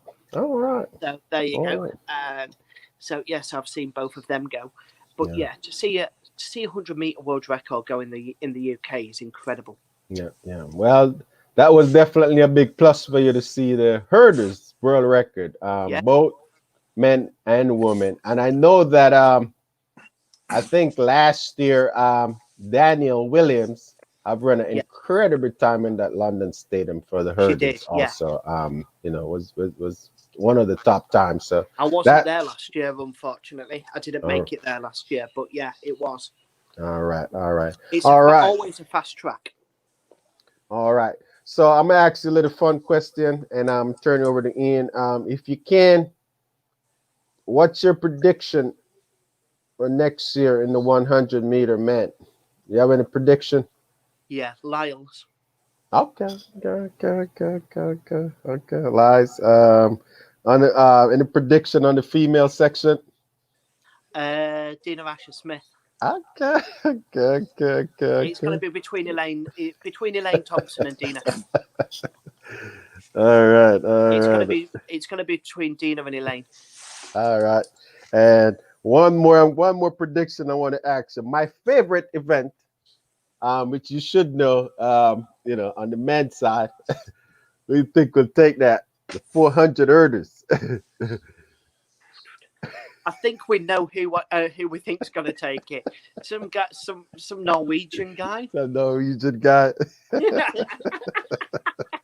He has been explosive. Yeah. Wow. Yeah. That man. I've got to say, he's just been incredible. I've had the pleasure of watching him twice. Yeah. And wow, Warholm is just Warholm. Yeah. Christian's incredible. Yeah. Well, we already know that Warholm is the athlete of the year in 2020. It's without a doubt, I'm going to say that this guy, for what he have done, breaking 47 seconds, breaking the European record by Stefan Diagana. You know, it got to be incredible. That I know the Brit record is down in the 47. What is it? John? Is it John Akibur? Can't remember, but No, I can't either. we talked to Kevin the other day, and there was when we watched that world record race. Yeah, there was a Brit that finished fourth in that race. But anyway, all right. Well, these are some I'm great. going to ask you the question then, Ian. Who's going to win the women's 400-meter hurdles? Well, the woman, it's pretty tough, but obviously, based on what I would say as of today, I would have to go with the world record holder, you know, and the world champion. She has to be the favorite, but you know, it's you know, I know the youngster is coming up. I believe her time will come in, but I'm still gonna have to give the current world record holder the edge. Yeah. You know, yeah. I will Agreed. put my bet. All right. Over to you, Ian Thompson. Ian Thomas. All right, Philip. So, as you have just touched a while ago on the COVID-19, this pandemic that's basically have hit the world, you know, somehow it have affected basically every household in some way or another. I know you just said that you have been fighting the battle with that, but could you just tell us how this pandemic have hit Great Britain as a whole? Great Britain, back in March, it hit us really bad. All the hospitals were full, and we saw a lot of deaths. Unfortunately, our government have dealt with it very, very badly. He's tried to do too much to keep the economy open and not think about the health of others. And we are going back into lockdown on Thursday, which was announced yesterday. So we're going back into lockdown on Thursday because we're seeing just short of between 28 and 30,000 new cases every day at the moment of COVID-19 in the UK. So yeah, massively affected businesses, massively affected the people and the mental health of people, which I think is a reason that we need to be promoting more running and more health and well-being for people, and making sure that people are going out exercising, especially during the next lockdown. But yeah, so we were locked down from March to the start of July. We're going into a 4-week lockdown, which I can see maybe being a bit longer again, because we're seeing 30,000 cases a day nearly, which is a heck of a lot. And we're starting to see, what's the best way? The hospitals are starting to fill up quite rapidly. Probably most of the hospitals are at about 80% at the moment. Beds for COVID-19 patients are about 80% full. Plus, we've just built extra spaces in like local leisure centres and stuff like that, and exhibition centres. For COVID-19 patients to go and recover in as well. So times are looking very bleak in the UK at the moment. Well, that's serious, you know. But it is, you know, no difference here in the USA. You speak from the standpoint of a business owner, a pub, for example. Yeah. Here, you know, for the first part, they have closed most of those, the pubs, the barbershop, the salon. And when they did open up, it's just like half the capacity. How is that in Great Britain, and how does it affect that business owner himself? Very, very much. It's about the same here. We're about at 50% capacity, even less than that. I would say a third of the capacity, 30% capacity. It's really affected. We're doing table service everywhere now as well, which is something that most pubs, you walk into the bar, you order at the bar. So bigger labour costs as well. So that's a big effect, massive effect to the businesses. But yeah, it's hard times over here, you know, and I can't see a change yet because, of course, we're just about to hit the hardest point of winter as well over here. November, December, January, February. So yeah, we'll wait and see what happens. But yeah, it's really affected businesses over here, big style, massively. Okay. I just want to make this clear before, I don't want to make any mistake. Did you say that you're recovering from COVID yourself? Yeah. So I had COVID-19 a couple of weeks ago. All right. But before you go, so the fact that you have it, not everyone have it, but somehow it affected us. Could you speak to someone who may be going through what you're going through now? Some of the signs, some of the symptoms that they may look out for. Because I work as a nurse here, so I kind of know the symptoms, but not everyone. So someone maybe just be listening. Just tell them the sign and the symptoms, and actually how to recover. Because you're looking pretty good. The symptoms that I had was a bit like a cold, very, very tired, a bit coldy, a bit like flu, very cold, very, very hot then, and just very, very tired. Look out for it, get treated, make sure you're safe, make sure you isolate, make sure that you don't go out, help save other people getting this, and make sure that you do what you can to make even a little bit of exercise, even if it's just, I set myself a goal of making sure I walked so many steps a day while I was in isolation and I was ill, just to keep the exercise up and make sure that my body was in the best possible way for recovery. I'm still tired. I still get a bit tired now, and that's of course part of the long effects of COVID, and a little bit of fatigue. And I've been recovered just over. I'm just over a week since I was allowed back out again for recovering from COVID. But just look out for it and do whatever you have to do to make sure that you stay at home, make sure that you self-isolate and do the best that you can. And hopefully we can fight this. Don't go out. If you've got COVID-19 symptoms and you need to do anything, get tested and go home. And don't do anything. Stay at home and make sure that you protect everybody else. Thank you for those wise words, from a patient standpoint. As a nurse standpoint, we say the same, keep those hands, wash them, just stay away, social distance, and a lot of things that they're not really talking about is, as you said, your lifestyle, exercise, and also your diet. Get as much rest as possible, fruits and vegetables. Yes. Here, the mask is very important. Once you're in that social gathering, I say use your mask also. But the very important thing for me, I tell people, is to build your immune system. You never know if it's gonna come your way. So vitamin D, vitamin D, vitamin C. Build that immune system and help it, because that immune system will fight this. That's where the key is. The key is in the building the immune system. So as a nurse, I just want to drive that home for most, basically everyone. Just stay on your fruits, your vegetables. You see the vitamin C, the vitamin D. Just ramp it up, build it, because it is a serious disease.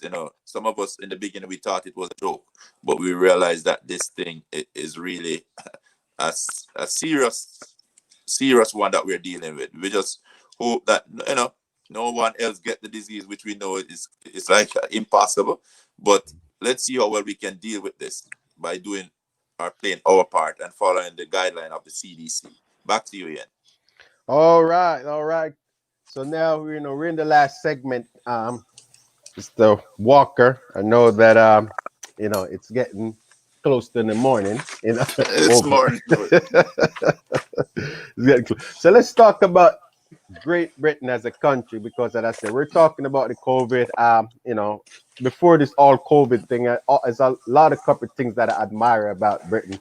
Tell us about. I know you got a pub, and do you have any of your autograph and anything? Do you keep any of those at the pub? Just for the fans that maybe come and hang out. I know you can't put all of them there because but do you show off any of those? I've got I've got 2 or 3 signed cycling tops up. Okay. I've got a GB top up, signed by Mo. Yeah. And there was another one to go up this week. I kept it at home. Wow. Wow. Let me get it. Let me get it up here. Let me get it up here. There we go. Yeah. Wow. So that one was going to go up this week. Wow. Wow. Yeah, that you have to get that there. That's big, Philip. I mean, I actually was thinking. I said, you know what? I tell myself I'm gonna put a gift away for you. That the next I'm gonna get it to you because I'm gonna get you another shirt from Jamaica. I'm gonna get you authentic um t-shirt from Jamaica. That I'm gonna personally get that to you. So we'll talk Thank you about very that. much. Yeah, but I'd love to see you. I love to see you in the Jamaica color, man.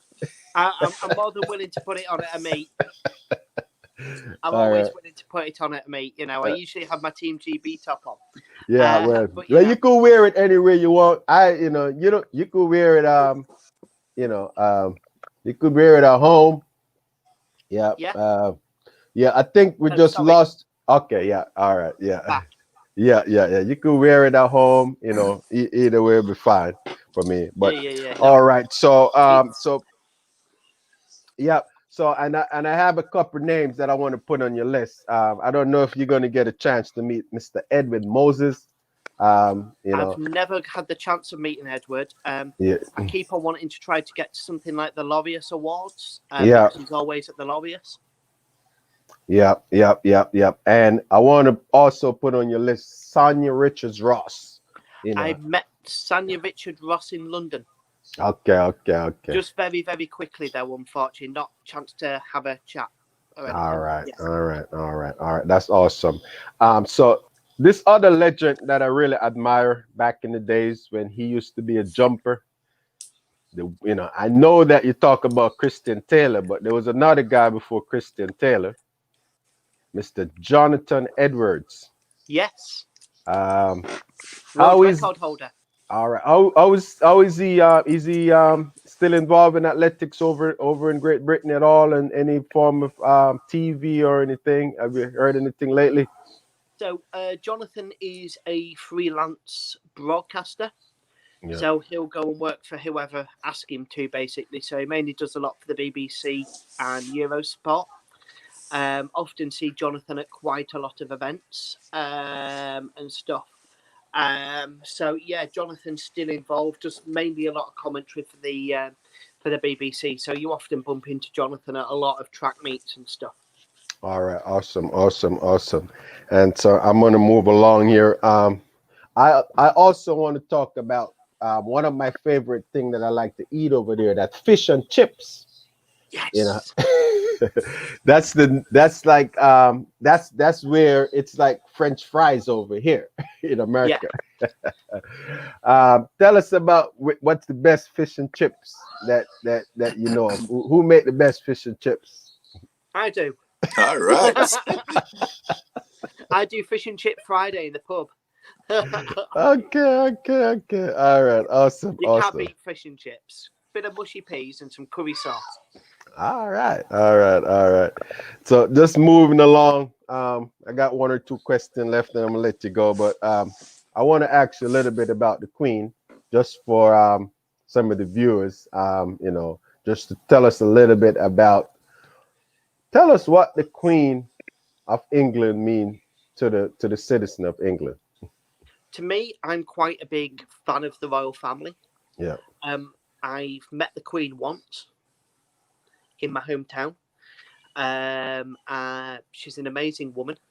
I think she's an amazing woman. I think the royal family is incredible, and what it does for the UK regarding bringing tourism to the UK and everything like that. I think it's incredible.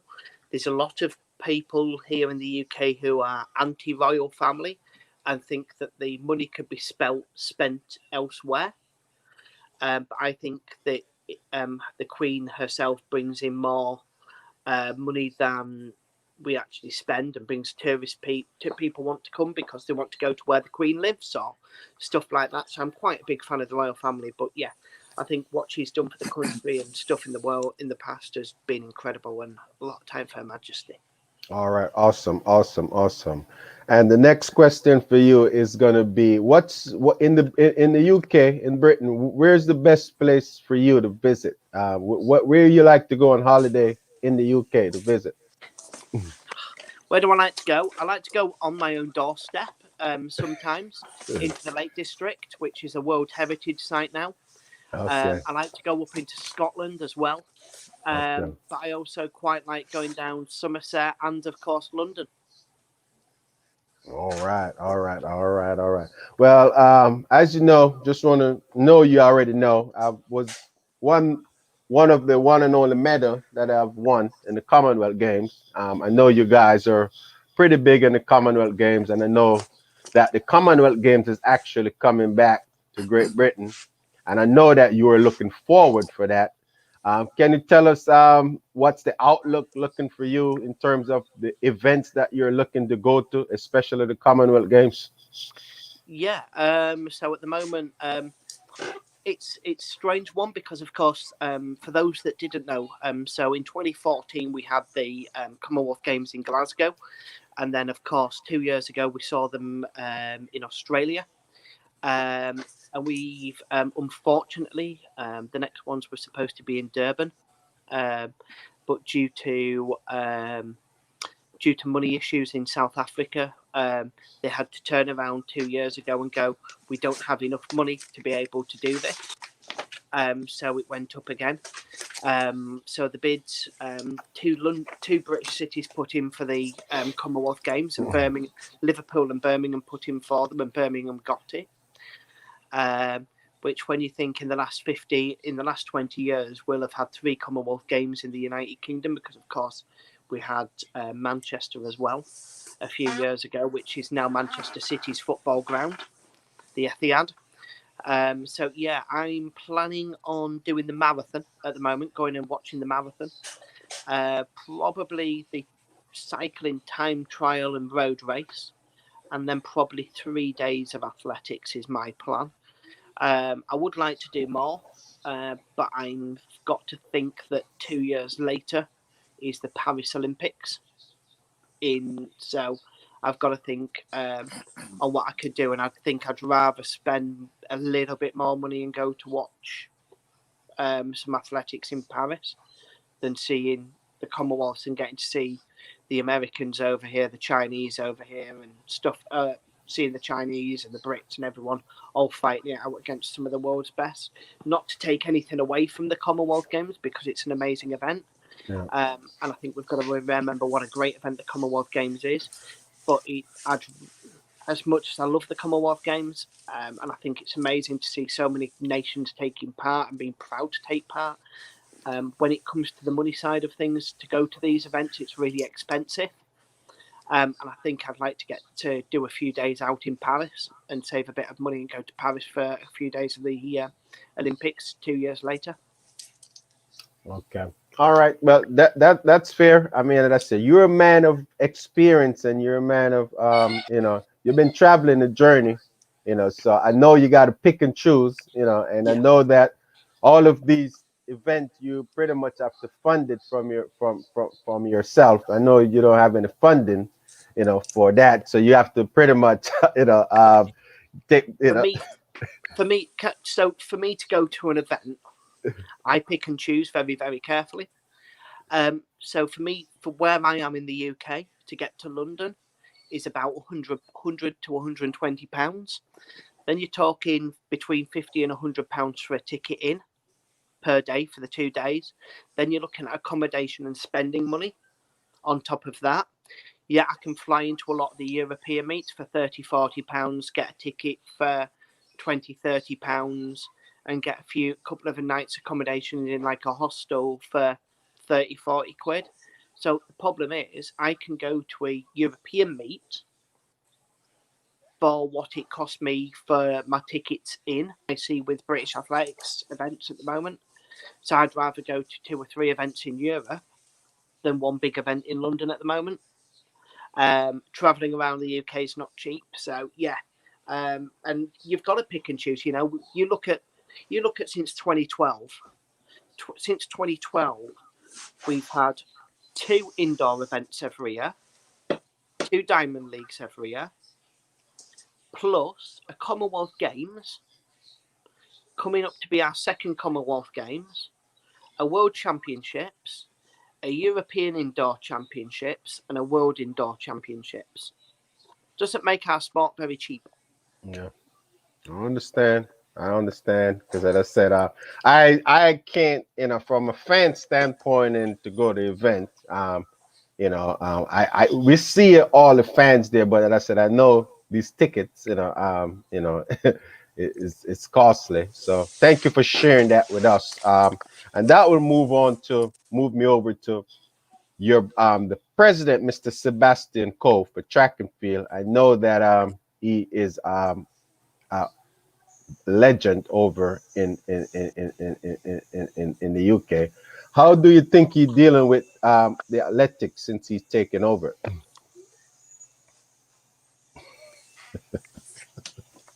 Wow.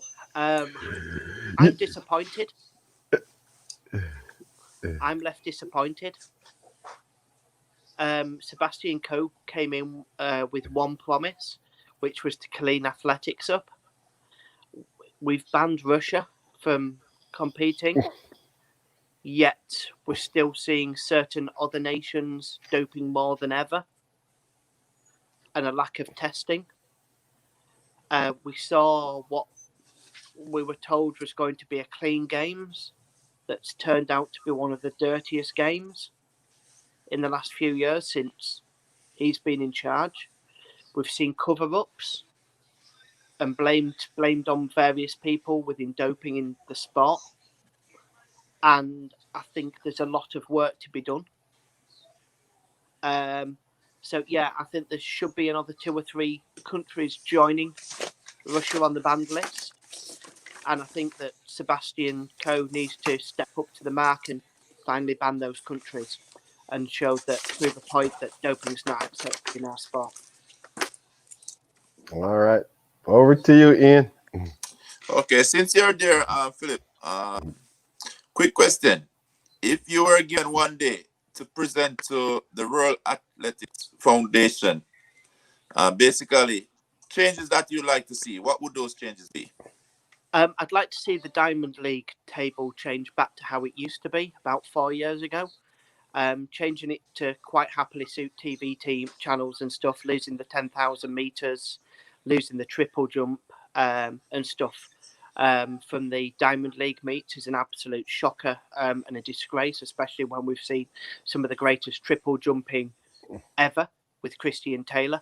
I think that was a mistake and stuff. And I'd like to see a lot of that change back to how it was about 3 years ago because fans enjoyed it.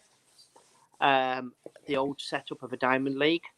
But I'd also like to see more street athletics events like what we used to have in Manchester and what we have in the Commonwealth Game. In the Great Northern Weekend up at Newcastle, which was this year. It was in Stockton-on-Tees, the home of Richard Kilty, the GB sprinter, which was just great. It's great to see athletics taken to the fans for free. And what you guys have had in the States in Boston before as well on the streets. And I think that could really massively help grow the sport by taking it to new crowds. So, yeah, that's what I'd like to see. Good. All right. I see in some of your photos, because tonight is the first time really talking to you, hear your voice here. Yes. And I also realized that apart from the passion for athletics, you seem to be a very adventurous guy. Yes. It seems like you're on the mountaintop in one of your... Yeah. Tell us about that type of experience. Yeah, so we have quite a lot of fells and mountains just where we are. So in the World Heritage Site, so where we are. So I like getting out on them and going walking. Really good for the leg muscles. Quite a lot of uphill and downhill. Really good for the leg muscles and fitness. So it's always nice to get out onto the fells and onto the ridges and do some amazing walks and get some amazing views. Yeah, so I try to do that quite a bit. Nice. All right, since we're in the wrap-up phase here, for many of those that you have taken photos with, you have come across. If there's any shout out that you want to give, to your own fans, because I realize you have your own fan base too. So if you just want to give a shout out, to take the opportunity to give a shout out, go ahead, man. Yeah, just want to say thanks to everyone and always been so kind.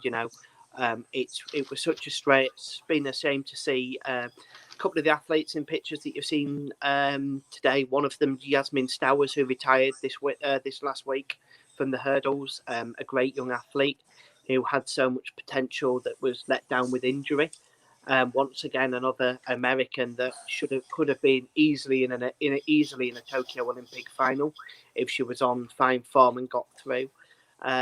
400 meter hurdlists. Got to say hello to Georgianne Malene and people like that, Christian, some of the British guys as well, and say thank you, Richard Kilty, Adam Jamili, people like that, and just say hello and thanks very much for you guys for having us on.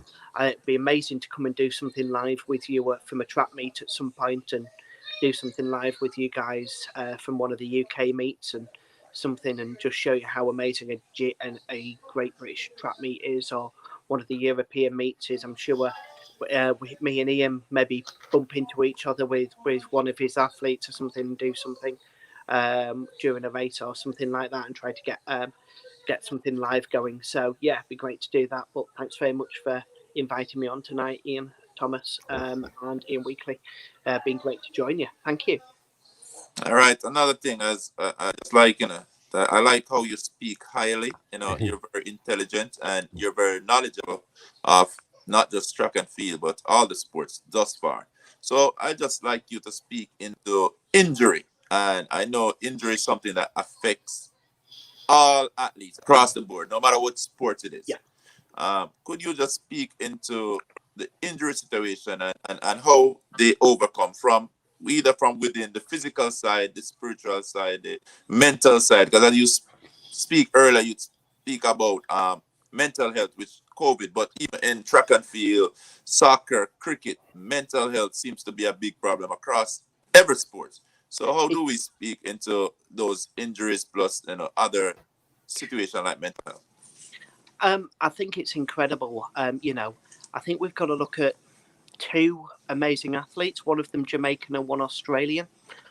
I was in Glasgow in 2014, and right in front of me we saw that terrible injury that happened to Yohan Blake when his calf ripped. That happened right in front of us, and the mentality to see Yohan come back from that moment, to get back to a world-class performer from such a serious injury, was just incredible. And I remember sitting at home watching Sally Pearson fall over a hurdle in Rome in the Diamond League, then to come back to become world champion again on the same track she won Olympic championship on, to come back and win it 2 years later. That shows amazing mental strength, to be able to get that back into your head, to be able to come back like that. And I think for both of those athletes, I had a conversation at the World Championships with somebody else. I think we all know, most of us probably know, some don't know, Dawn Harper Nelson failed a drugs test early in 2017 because she hadn't declared beta blockers, which were helping her with her mental health problems, to keep her heart rate down and stuff.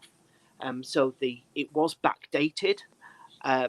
And Dawn Harper Nelson, I saw her performances in the qualifying stages, and I said to her when I saw her that week, because you get to see some of the athletes quite a bit, you get to know them, and I said, Dawn, you'll medal this week. You'll medal. What you've come through from March, the videos of herself in tears, in bits, with her own mental health problems that we saw her suffer on. And I said, you'll medal. You've got this far. You've got through the US trials to get here. You'll medal. And she got the silver. And somewhere I've got the bib from that night. On the victory lap, she came and gave us a big hug. And and she gave us her bib from that night. And to see an athlete like Dawn come back from massive mental health problems that she had, to be able to come into a world championships and medal like she did, was just incredible, and so much massive credit to Dawn. She's a great athlete, a great person, and now what seems to be a fantastic mother. And thank you very much. And I just want you to basically give us one of those moments that was a teary moment, whether it be just for joy or just crying out for someone on the track. Would you discuss that day? Yeah, of course. The World Championships in 2017, I went a bit viral over here in the UK because I was in tears after the 4x1. That was on the BBC. Michael Johnson and was talking about us on the BBC, looking at the emotions and seeing me crying on the television that night. And that was an amazing night. And what other times? There's been a few in athletics. Seeing that amazing run by Joe Pavey in the European Championships a couple of years ago in the 10,000 meters, for Joe Pavey to get there in that 10,000 meters, there was a small tear there. Finally seeing KJT get where she wanted to be, following these athletes through. But yeah, it's been amazing. And to have got to know so many amazing athletes who we always stop and have a chat and stuff like that, from all over the world, has been some special moments. Well, I just want to say to you, Philip, we really appreciate you taking the time out to be here with us on Ian and Ian Real Talk, and let the fans know the time that it is that you're up at this hour. Just let us know that time. Just gone 3 o'clock in the morning here. Oh, so fans, you hear that? Philip Walker is with us up until 3 o'clock in Great Britain, just to be here on Ian and Ian, where he have inspired us so much.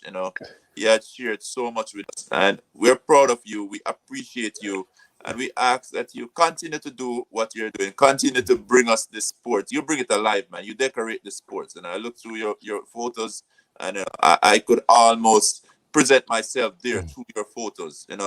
I really love those photos, and thank you to continue bringing sports to the world. We wish you all the best. In whatever way we could all work together, we gotta hang out at least one day at your pub, man. Somehow, yeah, of course. Gotta come over. If you get over for a meet, come over and join us, and we'll get you put up here for a couple of days, and we'll take you around the local area. And yeah, it'd be great to have you guys up here and welcome you. All right, thank you, man. It was a pleasure. Because it'd be great to have you guys come and talk to our local athletics club about your sport and your achievements in sport. It'd be great to have you both. So yeah, it'd be amazing to have. All right. This is my last couple of questions for you. There'll probably be not too much, but I always like to ask my guests, where do they see themselves? Where do you see yourself, Mac, in the next 5-10 years, Philip? What type of, where you see yourself going, and what you wish to be doing? Job wise, doing exactly what I do. Sport wise, doing exactly what I do now, going and enjoying some amazing sport, and hopefully ticked a few more countries off the list and stuff to watch. Some amazing track events and some more amazing marathons, and hopefully see a bit more training coming in, and see some times dropping, and see where we get to there and then, see where we can get to. I want to get down to 145, one and a half to 145 for a half marathon, and get my marathon down to around the 4 and a bit hour mark, So that's where I want to be within the next 5 to 10 years, and being able to go out there and know that every time I go out there, I've run my best. All right. Well, I personally wishing you all the best wishes and success for that.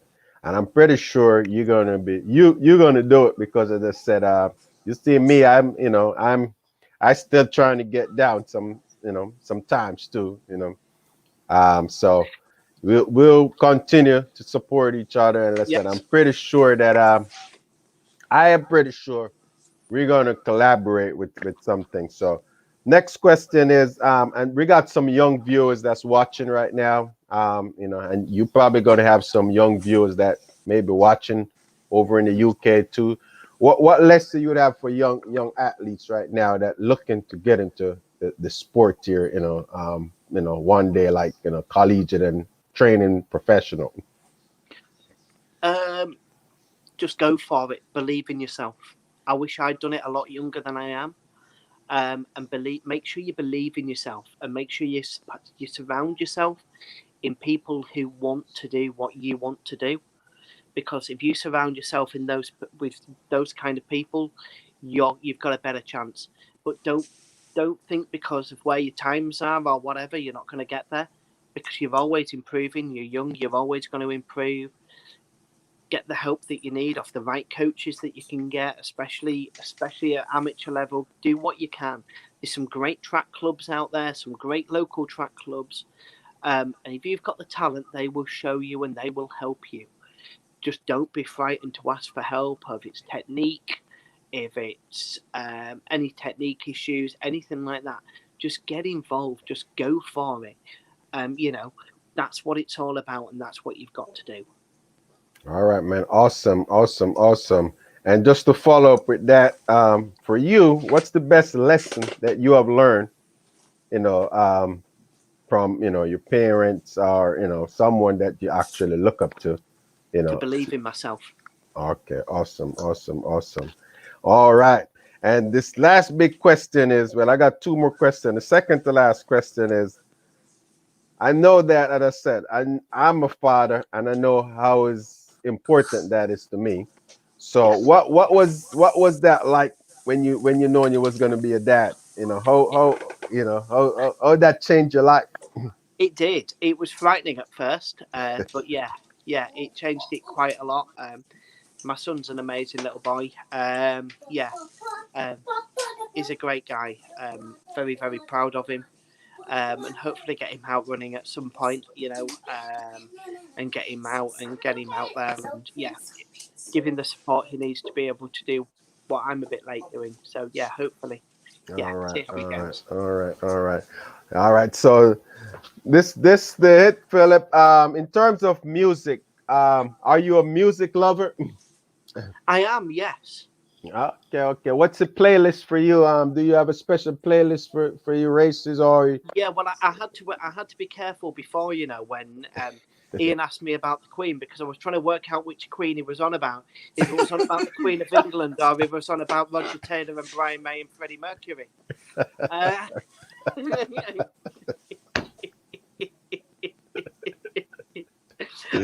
So yeah, love listening to a bit of Queen. Love the Rolling Stones. I've travelled Europe watching Queen with Adam Lambert. I've travelled UK watching the mighty AC/DC. I've seen the Rolling Stones a couple of times. U2. Classic rock bands mainly, Prodigy, some great dance band groups. Anything that keeps me going on the road, that boom, boom, boom, boom, boom, boom. I'm on a highway to hell. When you're about 10 miles in, yeah, I am. All right, awesome, man, awesome. Well, Bohemian Rhapsody thrown in there. All right. What do you have any? Do you know any reggae music on your plate? Well, I've seen what is now the Wailers. I saw them a few years ago in whatever formation they are now, and stuff. So a bit of the Wailers a few years ago, and I've also seen what's he called? I'm trying to remember his name now. Lee Scratch Perry. If you know Lee Scratch Perry. So he was like big funk kind of DJ over here, West Indies background. So he's quite big as Lee Scratch Perry. And of course, I've got a bit of Sean Paul. I've seen Sean Paul DJing with Usain. That was a strange night in Brussels. Oh, I actually was in Brussels for that at the party. Yeah, the Jamaica party in at the exhibition centre. Yeah, yeah. I actually was in Brussels. I actually first time I've met Shaggy at one of the times. In Brussels. Brussels always have great after party. It's like always the end of the season. So it's always wonderful. Yeah. All right. So Sean Paul and who else? Who else was there? But yeah, that's about it really. So yeah. Okay. Well, as I said, on behalf of Real Talk with Ian and Ian, I just want to say, man, we really appreciate you tonight. I believe and I know that it was a success to have you on the program. We just want to wish you all the best, man. All the best in your career and your activity and your recovering from COVID-19. That you may even be stronger going forward. Just want to wish you all the best, and we just want to thank you for all your support for track and field, and we just love fans like you, that really down to heart, die-hearted fans. That. Go ahead. Well, thank you for people like you, though, Ian, because without people like you, track and field wouldn't be there. So thank you to people like you as well, for us as fans. Well, thank you for that. As I said, one of the reasons for this program, as I said, is to share success stories. That would never, that we believe that I know for sure your story is a success, and even though you're not on BBC or Sky, but we know that we know that you're not going to get any better fan to give you the real deal about track and field. From an experience standpoint, you're not guessing. So thank you for that, for sharing that with us. I really appreciate you sharing your story with us.